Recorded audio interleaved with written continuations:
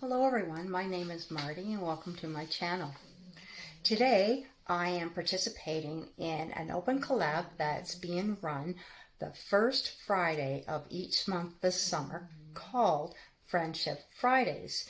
If you would like to participate, just use the hashtag, and Angela, one of the hosts, the inquisitive farm wife, will put it on a playlist. Now the second host of Friendship Fridays is Renee from Pike Creek Farms, and go check out their channels. They have great playlists. This morning I have a little helper in the kitchen and he's going to show you how to make monkey bread. It would be a great thing for brunch or single serve for little ones that you have overnight. So, I could package them up in Ziploc bags in the freezer. So let me get changed and I'll join you in the kitchen. What are we making today, Jackson? Monkey bread. Yay! Yeah. Okay, so the first thing that he's going to put in is the flour. We need 2 cups of flour.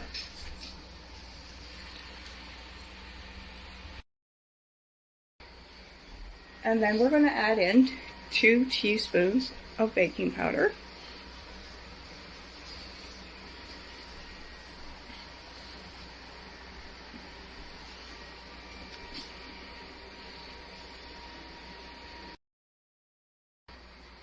And then we're going to add in 1/4 cup of white sugar.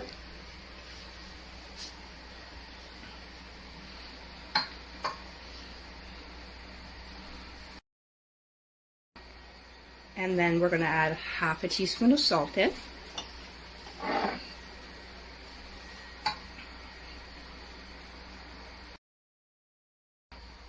The next ingredient's 1/2 teaspoon of cinnamon.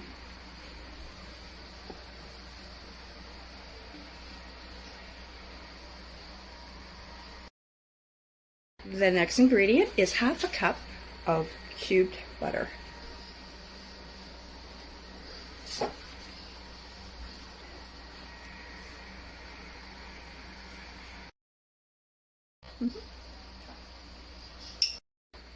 And the next ingredient is 1/2 cup of active or discard of your friendship starter.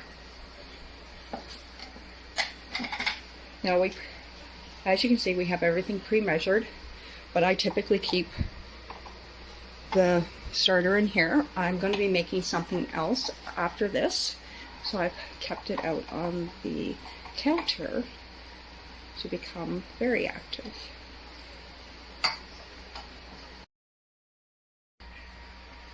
And the next ingredient is 1/2 cup of milk.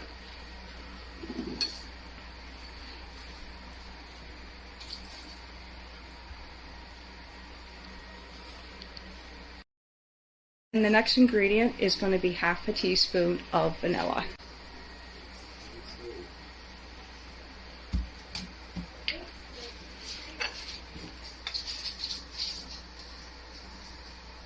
Beautiful. Yep.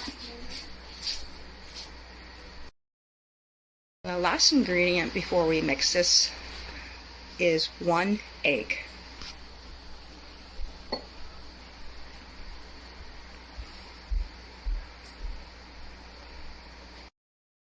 I'm just going to let you know, you just very briefly mix this. You do not want to overmix it at all or knead it.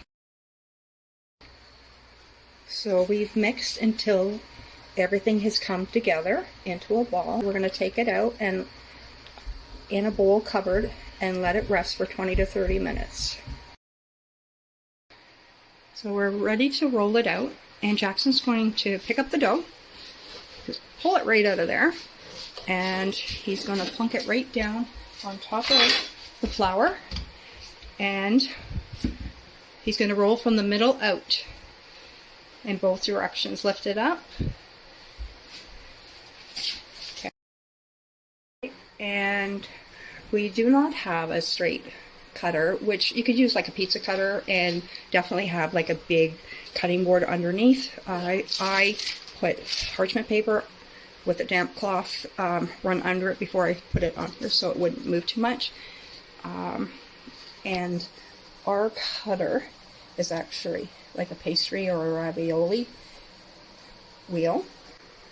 So he's pressing down as hard as he needs to for it to cut through and run it up. So we're going to run it this way, and then we're going to run it the other way and cut it into little pieces. I'm going to add a 1/4 teaspoon of cinnamon into 1/2 cup of brown sugar. And then we're going to mix that when we put it into the bowl. So Jackson's going to dump that mixture in there. And he's going to mix it up. There'll be 1 by 1 inch pieces, and it's going to be dropped in there and tossed in this coating.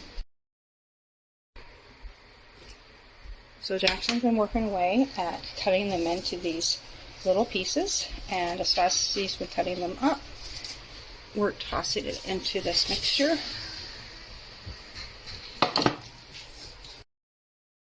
So Jackson's all set here. He's going to try the next level of doing this.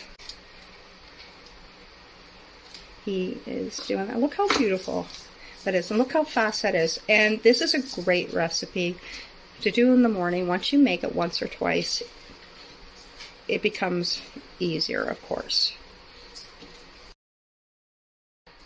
So he's just putting the last few pieces in, and off camera as he's been doing this, I've been putting my hand under and kind of just giving it a toss in here with the sugar as it would stick.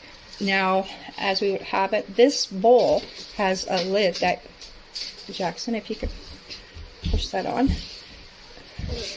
Yeah, it's a tough fit. Hold on. So if you don't have a bowl like this with a lid, you can certainly put it in like a Ziploc bag. So for the final little toss, I'm just going to gently toss it before we start putting it in the greased muffin tins for individual servings of the monkey bread. Great for a brunch or a buffet. All right. Open it up, Jackson. Let's see what it looks like. Oh, I didn't see that coming. Look at that. It made it into little fluffy pillows. That worked out really well. So good. Does it smell really good? Let's see. Oh, it does. Okay, so what I would do is just grab a little bit and just kind of toss them in. There you go. Yeah, so this is the sugar coating mixture that it was tossed in. And the last thing to do before you put them in the oven at 350 is melt 1/2 cup of butter, which we have done in this dish, and 1/4 cup of brown sugar. So what we're going to do is we're going to pour the butter into this measuring cup.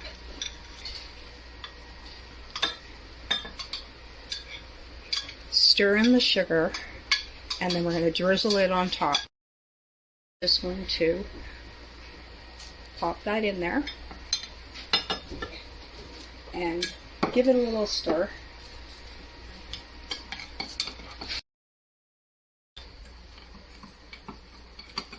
So now he's going to pour a spoonful over the top of each one. We're going to try to hit the center.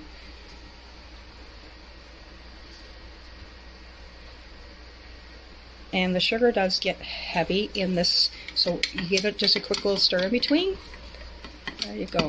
And it may take maybe half of what's on the spoon to a full spoon until everyone's done in the pan. So this recipe, if you do a pan of 12, it works out to about a tablespoon or just slightly under a tablespoon of this mixture for each one of these. So I just took the pan out and I'm going to let it sit for 10 minutes before I flip it over. And I took it out of the oven at 28 minutes Now my oven runs a little hot, so I had it set for 325. So I had already tipped them out and let them cool off. Now I did it after about 5 minutes because they were starting to loosen up at that point. But if you make this into a round pan or something, 10 minutes is probably fine because it would hold the heat. Just perfect. And I think these would be great, definitely for a brunch. Well, thank you everyone for joining us in the kitchen today. This was a wonderful recipe that we're going to be repeating many times in the future. It's very convenient, and I can see I've got a lot of little helpers that would enjoy making this as well. And as I said earlier in the video, this open collab through the summer months, which is the first Friday of each month, you can post up a video to Friendship Fridays. Now, our lovely hosts, Angela, the Inquisitive Farm Wife, and Renee from Pike Creek Farm, were gracious enough to host this again, and I hope next year they do their month-long collab in the spring, because that was a really great collab. Take care, everyone.